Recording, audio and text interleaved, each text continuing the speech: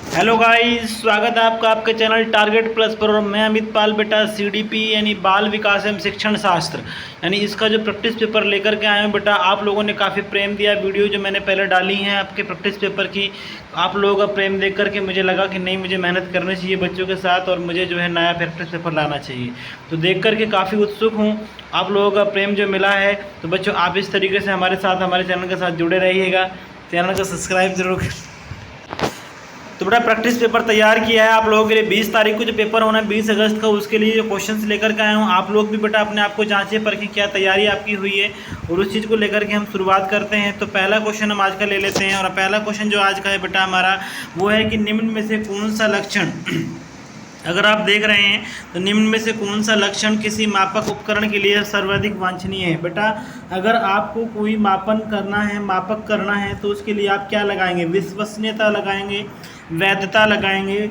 ठीक है, पहला ऑप्शन में विश्वसनीयता दिया है, दूसरे में वैधता दिया है, तीसरे में वस्तुनिष्ठता दिया है, चौथे में मानक दिया है। तो बेटा आप जो है मापक उपकरण के लिए सबसे मैं बता दूं यहाँ पर कि सबसे ज़्यादा वांछनीय जो होता है वो आपका विश्वसनीयता होता है। यानी ऑप्शन नंबर 1 आपका करेक्ट आंसर होने जा रहा है। ठीक है बेटा, तो नेक्स्ट क्वेश्चन देख लेते हैं। नेक्स्ट क्वेश्चन आपका रहेगा इस तरीके से, क्वेश्चन नंबर 2 कि थर्स्टन तथा लिंकर्ट निम्न में से किस मापन से संबंधित है। जो हमारे दो मनोवैज्ञानिक शिक्षा शास्त्र में हुए हैं बेटा, थर्स्टन और लिंकर्ट निम्न में से किस मापन से हैं। तो पहला ऑप्शन है बुद्धि, उसके बाद अभिवृत्ति, उसके बाद मूल्य, उसके बाद व्यक्तित्व। तो बेटा मैं आपको बता दूं कि थर्स्टन और लिंकर्ट जो थे उन्होंने अभिवृत्ति को बताया था। यानी अभिवृत्ति कौन सा ऑप्शन है आपका? नंबर 2। तो ऑप्शन नंबर 2 आपका होगा करेक्ट आंसर हो जाएगा। उसके बाद आपका नेक्स्ट आता है। तो नेक्स्ट अगर हम देखते हैं बेटा, तो क्वेश्चन नंबर 3 है उत्सुकता परीक्षण निम्न में से किसका घटक है। तो जो उत्सुकता परीक्षण है बेटा उसका घटक मैं आपको बता दूं, ध्यान रखना हमेशा कि सृजनात्मकता से इसका संबंध होता है। तो ऑप्शन नंबर ए दिया सृजनात्मकता, बी दिया अभिप्रेरण, रुचि, और 4 दिया बुद्धि। तो बेटा सृजनात्मकता आपका क्या होगा? इसका करेक्ट आंसर हो जाएगा। क्वेश्चन नंबर 4 देख लेते हैं। क्वेश्चन नंबर 4 में है आपका कि एक तरीके से अगर देखा जाए निम्न में से कौन सृजनात्मक से संबंधित नहीं है। तो सृजनात्मकता से संबंधित नहीं है, इसका मतलब बोलना चाह रहा है कि नंबर 1 ऑप्शन दिया है मौलिकता, नंबर 2 प्रवाह, नंबर 3 मितव्ययता, नंबर 4 उपयोगिता। तो क्वेश्चन नंबर 4 में जो पूछा गया है कि कौन सा सृजनात्मकता से संबंधित नहीं है, तो मैं आपको बता दूं बेटा इसमें जो है आपका मौलिकता, उपयोगिता और प्रवाह, ये तीनों गुण पाए जाते हैं। ये सृजनात्मकता के गुण हैं, मौलिकता, प्रवाह और उपयोगिता। यानी आपका जो इसमें मितव्ययता है वो नहीं होता है, यानी वो इससे संबंधित नहीं होता है। तो अगला क्वेश्चन हम देखते हैं आज का। तो अगला क्वेश्चन जो रहेगा बेटा इस तरीके से, अगर आप देख रहे हो क्वेश्चन नंबर 5 आपका है। क्वेश्चन नंबर 5 आपका आता है कि गैगने निम्न में से किससे संबंधित है। जो गैगने हुए हैं बेटा, तो गैगने ने क्या बताया था? तो बेटा मैं बता दूं गैगने ने अपनी एक पुस्तक लिखी है the condition of learning. The condition of learning जो लिखी है वो गैगने ने लिखी है, और उन्होंने बताया है कि इसमें 8 प्रकार का वर्णन किया है। सीखने के 8 प्रकार इन्होंने बताए हैं। अगर देखा जाए तो सीखने के 8 प्रकार इन्होंने बताए हैं, ठीक है, गैगने के द्वारा। और उन्होंने कहा है कि जिन सीखने का जो क्रम होता है वो श्रृंखलाबद्ध होता है। कैसा होता है? वो श्रृंखलाबद्ध होता है, और इस श्रृंखला में सबसे ऊपर समस्या समाधान तथा सबसे नीचे सांकेतिक चीज़ों को सीखा जाता है।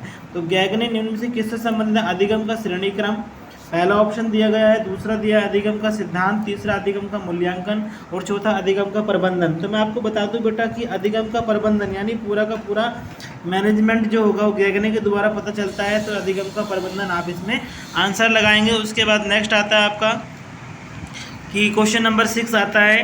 अगर आप देख रहे हो तो क्वेश्चन नंबर 6 है बुद्धि लब्धि के संबंध में क्या सत्य है। तो बुद्धि लब्धि के संबंध में क्या सत्य है? पहला ऑप्शन है बौद्धिक आयु से व्युत्क्रमी संबंधित है, काला अनुक्रमिक आयु से प्रत्यक्ष संबंधित है, काला अनुक्रमिक आयु से व्युत्क्रमी संबंधित है, या बौद्धिक तथा काला अनुक्रमिक आयु दोनों से प्रत्यक्ष संबंधित है। सोचिए थोड़ा सा, आंसर आप लोगों भी लगाइएगा। तो बुद्धि लब्धि का फॉर्मूला मैं आपको बता देता हूँ कि बुद्धि लब्धि का जो फॉर्मूला होता है बेटा वो मानसिक आयु अपॉन में काला अनुक्रमिक आयु मल्टीप्लाई में 100। ये ध्यान रखना है, मानसिक आयु ऊपर होता है बेटा, काल अनुक्रमिक आयु नीचे होता है, मल्टीप्लाई में 100 होता है। तो बुद्धि लब्धि जो है बौद्धिक आयु की व्युत्क्रमी मानी जाती है। देखो बौद्धिक आयु जो है वो से मतलब एक तरीके से बौद्धिक आयु से व्युत्क्रमी संबंधित है। सत्य पूछ रहा है तो ये बात गलत है, ठीक है। ये बात क्या है फर्स्ट वाली आपकी, वो आपकी गलत बात है, ठीक है। काल अनुक्रमिक आयु से प्रत्यक्ष है, तो काल अनुक्रमिक आपका प्रत्यक्ष में नहीं आता, ये व्युत्क्रम में आता है। फॉर्मूले में मानसिक आयु अपॉन में काल अनुक्रमिक आयु होता है। तो ऑप्शन नंबर 3 क्या होगा आपका, ये करेक्ट आंसर हो जाएगा ऑप्शन नंबर 3। उसके बाद नेक्स्ट क्वेश्चन आपका आता है क्वेश्चन नंबर 7 कि 16 पीएफ का प्रयोग किसके मापन के हेतु किया जाता है। तो बेटा 16 पीएफ जो है एक तरीके से व्यक्तित्व का मापन करता है, ये व्यक्तित्व का मापन करता है। तो इसमें ऑप्शन नंबर 1 दिया था सृजनात्मकता, दूसरा दिया था अभिरुचि, तीसरा व्यक्तित्व, यानी ये व्यक्तित्व का मापन करता है। तो आपका आंसर रहेगा व्यक्तित्व। चौथा दबाव, ये आपका ऑप्शन नहीं हो सकता, ठीक है, नहीं ये हो सकता, नहीं ये हो सकता। तो ऑप्शन नंबर 3 आपका करेक्ट आंसर रहेगा। और ये मैं बता देता हूँ बेटा कि ये जो परीक्षण का मापन है वो किसके द्वारा किया गया था। तो ये जो मापन है आपका बेटा ये कैटल के द्वारा किया गया था। किसके द्वारा किया गया था? कैटल के द्वारा किया गया था। जो आपका 16 पीएफ वाला मैं बता रहा हूँ कैटल के द्वारा किया गया था। और इसमें जो है 17 वर्ष से अधिक आयु वाले व्यक्ति को माना जाता है। जो 17 साल से ज़्यादा हैं उनको माना जाता है 17 साल से अधिक वालों के लिए। और 16 शील गुण को मापा जाता है। व्यक्ति के 16 शील गुण होते हैं, उनको मापा जाता है, ठीक है। उसके बाद क्वेश्चन नंबर 8 आपका आता है। क्वेश्चन नंबर 8 है आपका इसमें कि बुद्धि का तरल मौजिक मॉडल किसने दिया था। तो तरल मौजिक मॉडल जो दिया था बेटा वो किसने दिया था वो भी देख लेते हैं। सबसे पहला है ऑप्शन कैटल, बी है गिलफर्ड, थर्ड है आपका थ्रस्टन, फोर्थ है आपका स्पीयरमैन। तो मैं आपको बता दूं बेटा कि जो बुद्धि का तरल मौजिक मॉडल है वो कैटल और हॉर्न ने दिया था, ठीक है। कैटल और हॉर्न ने दिया था। इसमें हॉर्न तो इसमें है नहीं, तो कैटल है, तो कैटल आपका क्या होगा आंसर हो जाएगा क्वेश्चन नंबर 8 का। क्लियर। अगला क्वेश्चन देख लेते हैं कि बच्चों के सृजनात्मक विकास हेतु उत्तम स्थान क्या है, ठीक है। बच्चों के जो सृजनात्मक विकास हेतु उत्तम स्थान किसे माना गया है। क्वेश्चन नंबर 9 हम कर रहे हैं अभी फिलहाल के लिए। तो सबसे पहले जो विकास होता है बच्चे का खेल के मैदान में, ऑप्शन नंबर 1 है। नंबर 2 आपका सभागार में, नंबर 3 घर, नंबर 4 विद्यालय कक्षा का वातावरण। तो आप देखिए बच्चे के अंदर जो संज्ञान आएगा उसका विकास का सबसे अच्छा स्थान आप लोगों के माइंड में आएगा ऑप्शन नंबर 3। लेकिन ऑप्शन नंबर 3 नहीं है। खेल का मैदान भी नहीं है, सभागार भी नहीं है, विद्यालय एवं कक्षा का वातावरण उस बच्चे का जो है संज्ञानात्मक विकास का उत्तम स्थान रहेगा। उसके बाद आपका आता है इसमें कि अभिप्रेरणा के स्रोत कौन कौन से हैं। अभिप्रेरणा के स्रोत कौन कौन से हैं। नंबर 1 है आपका आवश्यकता, नंबर 2 चालक, नंबर 3 प्रेरक, नंबर 4 इच्छा। तो अभिप्रेरणा की किसी आवश्यकता से प्रारंभ होती है। कोई भी अभिप्रेरणा आपके अंदर कोई भी प्रेरणा कब आती है, जब आपको कोई लगता है कि मुझे करना चाहिए। अब आपको अंदर एक अभिप्रेरणा आ रही है कि मुझे सीटेट पार करना है। क्यों? क्योंकि मुझे शिक्षक बनना है। आपको ज़रूरत है कि मैं एक शिक्षक बन जाऊं, आपका मन है, ठीक है, आपको लिए ज़रूरत लग रहा है आपको कि मैं एक शिक्षक बन जाऊं तो अच्छा रहेगा। तो आपके अंदर अभिप्रेरणा का स्रोत जो सबसे पहले है वो आवश्यकता से आया है। इसका जो ऑप्शन रहेगा वो option number 1 is the correct answer रहेगा, ठीक है। तो प्यारे बच्चों अगर आपको सेशन अच्छा लग रहा है, मज़ा आ रहा है सेशन में, तो आप सेशन को शेयर कर लीजिएगा। और वीडियो को बेटा लाइक ज़रूर कर देना है। चैनल पर पहली बार आए सब्सक्राइब जरूर कर देना है, क्योंकि मैं आपको इस तरीके से हिंदी का भी आपको प्रैक्टिस पेपर दूंगा। हिंदी के प्रैक्टिस पेपर क्योंकि काफ़ी बच्चे बेटा स्कोर जो बनता है ना वो हिंदी इंग्लिश CDP से ही बन जाता है, क्योंकि 30-30 नंबर के होते हैं। आपको थोड़ा EVS में प्रॉब्लम होती है, मैथ्स में प्रॉब्लम होती है। तो कुल मिला के अगर आप CDP और हिंदी और इंग्लिश करते हैं तो आप ज़्यादा से ज़्यादा प्रैक्टिस पेपर लगाइएगा। 100% श्योर है कि आपका CTET क्लियर ही हो जाना है, निश्चित है। तो हिंदी का प्रैक्टिस पेपर भी मैं आपको दूंगा। नेक्स्ट क्वेश्चन कर लेते हैं, क्वेश्चन नंबर 11 बेटा, है ना। क्वेश्चन नंबर 11 में क्या है भाई। क्वेश्चन नंबर 11 में आपका है कि व्यवहार में होने वाले स्थायी परिवर्तन जो अभ्यास के कारण होते हैं उनको क्या कहा जाता है। सोचिए, पहला ऑप्शन सीखना, दूसरा सोचना, तीसरा क्रिया करना, चौथा कल्पना करना। सोचिए ज़रा थोड़ा सा। तो व्यवहार में होने वाला जो स्थायी परिवर्तन है वो किसी निरंतर अभ्यास का परिणाम होता है। निरंतर अभ्यास अगर आप कर रहे हैं तो उसको आप क्या कहते हैं। कोई भी आप निरंतर काम कर रहे हैं, सोचना बोलोगे, कल्पना बोलोगे, क्रिया करना बोलोगे या सीखना बोलोगे, बताइए, सोचो ज़रा क्या होगा भाई आंसर। तो इसका आंसर होगा सीखना, ठीक है। इसका आंसर होगा सीखना आपका। क्वेश्चन नंबर 12 की ओर चलते हैं। क्वेश्चन नंबर 12 में क्या है भाई। क्वेश्चन नंबर 12 में अगर हम देखें तो कहा गया है कि निम्नलिखित में कौन सा कारक स्मृति से संबंधित नहीं है। स्मृति से संबंधित नहीं है तो बेटा स्मृति में कौन कौन सी चीज़ें आती हैं। पहचान, धारण और पुनः स्मरण का सीधा संबंध स्मृति से ही होता है। किंतु जो आपकी अनुभूति इसमें ऑप्शन दिया है, अनुभूति जो ऑप्शन दिया है वो ऑप्शन इसमें नहीं, मतलब उससे संबंधित नहीं है, तो नहीं पूछा गया है। इसका मतलब यही आपका आंसर होगा, क्योंकि बाकी की चीज़ें स्मृति से संबंधित हैं। ये भी स्मृति से संबंधित है, ये भी स्मृति से संबंधित है, तो आपका अनुभूति है जो स्मृति से संबंधित नहीं होता है। ठीक है, नेक्स्ट क्वेश्चन आता है कि मैस्लो के अभिप्रेरणा सिद्धांत को क्या कहा जाता है। जो मैस्लो में हैं उनके अभिप्रेरणा सिद्धांत को क्या कहते हैं। नंबर 1 आवश्यकता का सिद्धांत, नंबर 2 शारीरिक सिद्धांत, नंबर 3 दृढ़ इच्छा शक्ति सिद्धांत, नंबर 4 अंतर्निहित का सिद्धांत। तो उसका कहते हैं बेटा आवश्यकता का सिद्धांत। ठीक है, आवश्यकता का सिद्धांत उसको हम कहते हैं। नेक्स्ट क्वेश्चन आपका आता है नेक्स्ट में, प्रधान अध्यापक या वरिष्ठ शिक्षक के लिए विद्यालय में कौन सी नेतृत्व शैली बेहतर होती है। जो प्रधान अध्यापक होते हैं आपके या वरिष्ठ शिक्षक के लिए कौन सी शैली, सत्ताधारी नेतृत्व सबसे पहला, दूसरा प्रजातांत्रिक नेतृत्व, तीसरा हस्तक्षेपी नेतृत्व या इनमें से कोई नहीं। बताइए, आप सत्ताधारी नेतृत्व करेंगे, वहाँ पर आप दिखाएंगे अपनी पावर पोजीशन, हस्तक्षेप करेंगे, प्रजातांत्रिक जैसे प्रजा को खुश रखना होता है तो वरिष्ठ शिक्षक को भी यही होना चाहिए कि अपनी प्रजातंत्र यानी स्कूल को सबको अच्छा बना के रखे। ठीक है, क्वेश्चन नंबर 15 आपका आता है। 15 में क्या है आपका कि बताया गया कि मानसिक स्वास्थ्य के नियमों को खोजना और उन्हें बनाए रखना अध्ययन का केंद्र बिंदु है। मानसिक स्वास्थ्य के नियम को खोजना और उन्हें बनाए रखना अध्ययन का केंद्र बिंदु है। तो ये बात किसने कही थी, ये बात किसने कही थी। ऑप्शन हमें सबसे पहला है सेफर, उसके बाद है आपका हेडफील्ड, ड्रेवर और लेडेल।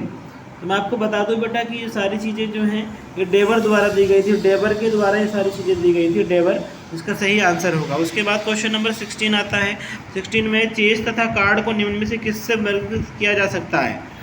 चेस तथा कार्ड को निम्न में से किससे वर्गीकृत किया जा सकता है। ऑप्शन नंबर 1 लड़ाई वाले खेल से, बौद्धिक खेल से, प्रायोगिक खेल से, गतिमान खेल से। बताइए, चेस और कार्ड वाले गेम को आप किससे करेंगे कन्वर्ट, क्योंकि चेस में भी बुद्धि वाला काम है, कार्ड में भी, तो आप बौद्धिक खेल से उसको वर्गीकृत कर सकते हैं।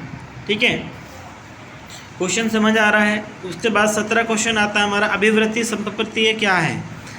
अभिवृत्ति संप्रत्यय क्या है।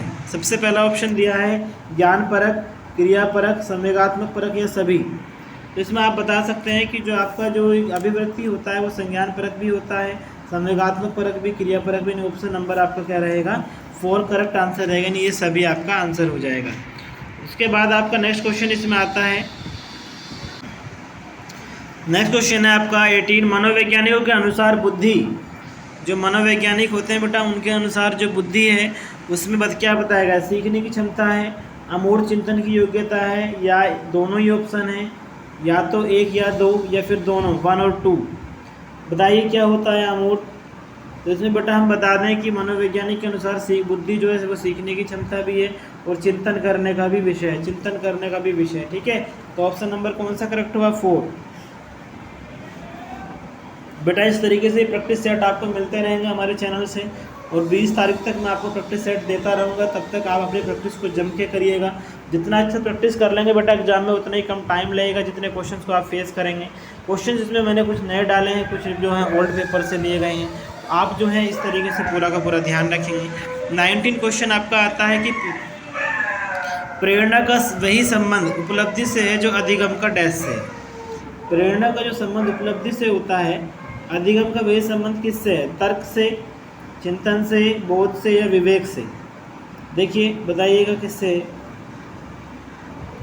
तो मैं आपको बता दूं बेटा प्रेरणा का जो संबंध उपलब्धि से है, ठीक वैसे ही संबंध अधिगम का किससे होता है, बोध से होता है। यानी ऑप्शन नंबर क्या होगा आपका 3 आपका करेक्ट आंसर हो जाएगा। ठीक है, उसके बाद नेक्स्ट क्वेश्चन आता है आपका थॉर्नडाइक का व्यक्तित्व के वर्गीकरण का आधार।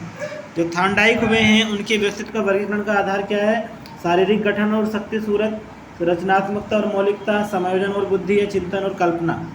क्वेश्चन नंबर 20 में बेटा तो थॉर्नडाइक ने शारीरिक गठन के बारे में नहीं बताया था। ठीक है, क्योंकि व्यवहारवादी माने जाते हैं। जो थॉर्नडाइक है वो कौन है, वो एक व्यवहारवादी है। ठीक है, व्यवहारवादी इनको माना जाता है, आपको ध्यान रखना है। ठीक है, व्यवहारवादी हैं ये, और ये जो है उनके व्यक्तित्व का वर्गीकरण चिंतन तथा कल्पना के आधार पर करते हैं।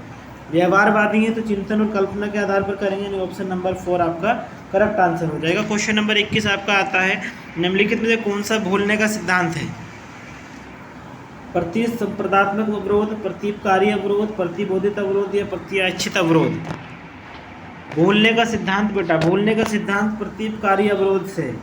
भूलने का याद रखना है, कुछ क्वेश्चन याद करने वाले होते हैं बेटा तो उनको याद कर लेंगे। उसके बाद नेक्स्ट क्वेश्चन आता है 22, निम्नलिखित में से मानसिक विकार के लक्षणों को सभी दर्शाते हैं सिवाय। जो मानसिक विकार के लक्षण हैं सभी दर्शाते हैं कि सिवाय नंबर 1 भाग्य नशा के, नंबर 2 तनाव के, संबंध के, चिंता के।